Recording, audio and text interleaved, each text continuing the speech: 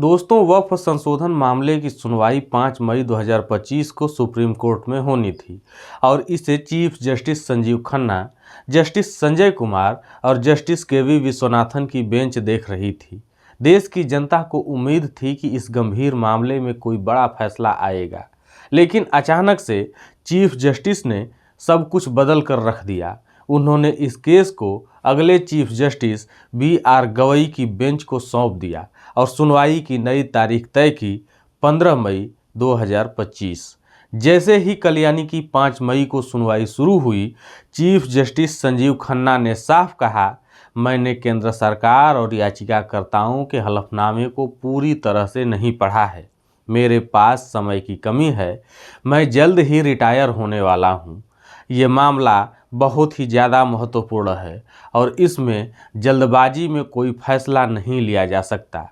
इसलिए मैं इसे अगले चीफ जस्टिस BR गवई की बेंच को सौंप रहा हूँ। याचिकाकर्ताओं की ओर से वरिष्ठ वकील कपिल सिब्बल और AM सिंघवी और सरकार की ओर से सॉलिसिटर जनरल तुषार मेहता ने इस सुझाव को मान लिया और बस कोर्ट ने अगली तारीख दे दी 15 मई। अब सवाल उठता है कि आखिर ऐसा क्यों हुआ। चीफ जस्टिस संजीव खन्ना का कार्यकाल मई 2025 में खत्म हो रहा है। उनके पास अब बस कुछ ही दिन बचे हैं, क्योंकि ये इतना जटिल और संवेदनशील है, इसे जल्दबाजी में निपटाना मुमकिन नहीं है। और वही हुआ। 16-17 अप्रैल की सुनवाई में चीफ जस्टिस ने इस मामले के कुछ प्रावधानों पर रोक लगाई थी और सरकार से कड़े सवाल पूछे थे। सरकार को जवाब देने के लिए 1 हफ्ते का समय दिया गया था और याचिकाकर्ताओं को अपने जवाब के लिए 5 दिन। फिर भी चीफ जस्टिस ने कहा कि वो इन हलफनामों को विस्तार से नहीं पढ़ पाए। तो क्या ये सिर्फ समय की कमी की वजह से है या इसके पीछे कोई और सत्ता का खेल चल रहा है?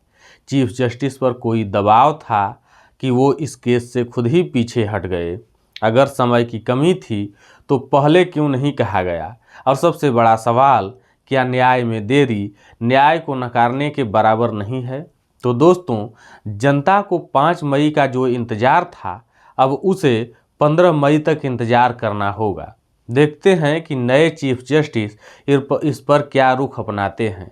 लेकिन ये सवाल तो बनता है कि आखिर कब तक ऐसे मामलों को टाला जाएगा।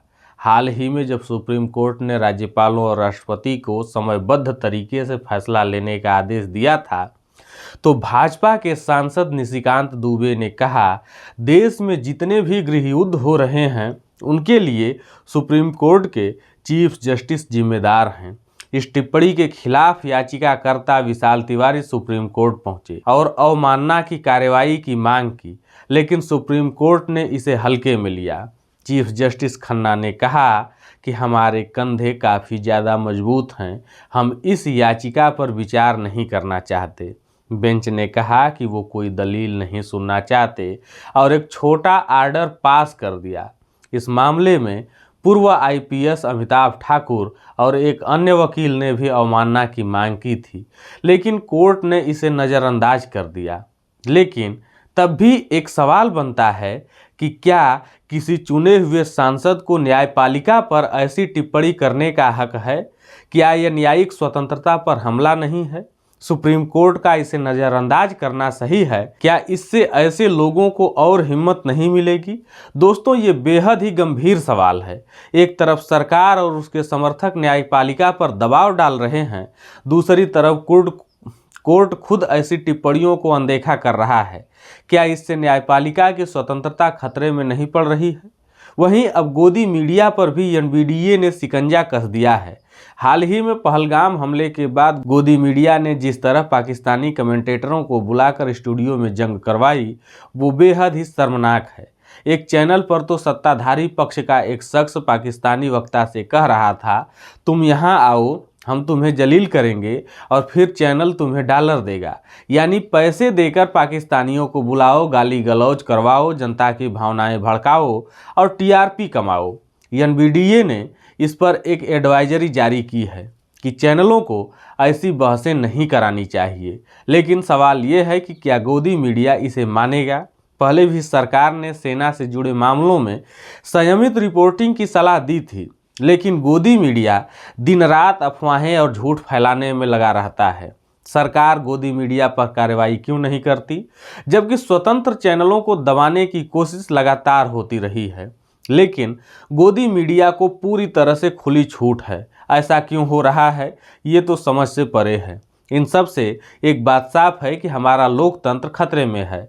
न्यायपालिका पर दबाव बढ़ रहा है, अभिव्यक्ति की आज़ादी कुचली जा रही है और गोदी मीडिया जनता को भटका रहा है। क्या हम ऐसे देश में रहना चाहते हैं जहां सच दबाया जाए? क्या हमें अपनी आज़ादी के लिए आवाज़ नहीं उठानी चाहिए? क्या यह लोकतंत्र का अंत नहीं है? दोस्तों, ये समय चुप रहने का नहीं, जागने का है। इस वीडियो को ज़्यादा से ज़्यादा लोगों तक पहुँचाएँ, अपनी राय कमेंट में लिखें, हमारे चैनल को सब्सक्राइब करें और सच की इस लड़ाई में हमारा साथ दें। आप सभी का बहुत बहुत धन्यवाद। जय हिंद।